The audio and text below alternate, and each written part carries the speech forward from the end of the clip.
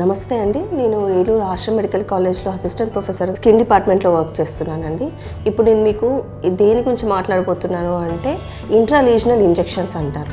ఇంట్రాలీజనల్ injections అంటే ఏంటంటే మనము ఇప్పటివరకు ఏం చూసాము, ఇంజెక్షన్స్ అనేవి ఎప్పుడైనా నరాలకి కండకి మాత్రమే ఇస్తాము అనుకుంటారు. కానీ ఇంట్రాలీజనల్ ఇంజెక్షన్స్ అంటే ఏంటంటే గడ్డలకి ఏవైతే గడ్డలు ఉన్నాయో, గడ్డలు అంటారు, వాట్స్ అంటారు, అలోపేషియా ఏరియేటా అంటే పేను కొరుకుడు అంటారు, ఇట్లాంటి వాటి అన్నిటికీ ఇంజెక్షన్స్ ఇస్తాం. మనము ఏ రకమైన ఇంజెక్షన్ దేనికి ఇవ్వాలి అన్నది ఒక డాక్టర్ మాత్రమే చూడగలరు, ఒక ఎక్స్పర్టైజ్ మాత్రమే చూడగలరు.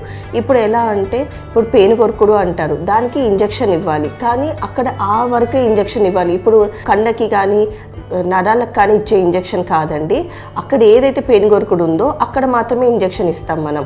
సో అలాంటివి ఈ వేటికి ఏ రకమైన ఇంజెక్షన్ ఇవ్వాలి అన్నది ఒక ఎక్స్పర్టైజ్ డాక్టర్ మాత్రమే, దట్టు స్కిన్ డాక్టర్ మాత్రమే చెప్పగలరు. ఒక్కొక్క దానికి ఒక్కొక్క డోస్ లెవెల్ ఉంటుందండి, దానికి తగ్గట్టు మనం ఇవ్వాలి. ఇప్పుడు కీలాయిడ్స్ అంటారు.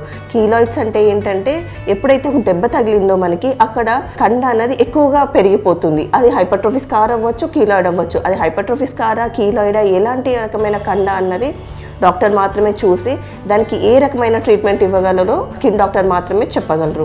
సో అలాంటి ఇంజెక్షన్స్ కీలాయిడ్కి ఇస్తాము, వాట్స్కి ఇస్తాము, పేను కొరుకుడు అనే వాటికి ఇస్తాము, ఇంకా ఎల్పి హైపర్ట్రోఫిక్ ఎల్పి అంటాము, ఇంకా ఓరల్ పెంపిగస్ అంటాము, పెంపిగస్ ఆన్ ద స్కాల్ప్ అంటాము. ఇట్లాంటి వాటన్నిటికీ మనం ఇంజెక్షన్స్ అనేవి ఇస్తామండి.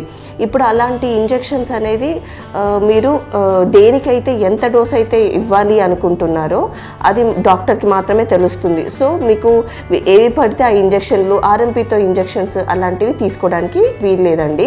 సో ఈ రకమైన వాటికి దేనికైతే ఏం యూజ్ చేయాలో అన్నది ఒక ఎక్స్పర్టైజ్ డాక్టర్ మాత్రమే చూసి చెప్పగలరండి. సో మీరు వచ్చి కరెక్ట్ లెవెల్లో ట్రీట్మెంట్ తీసుకోవాలని కోరుకుంటున్నాను. Thank you.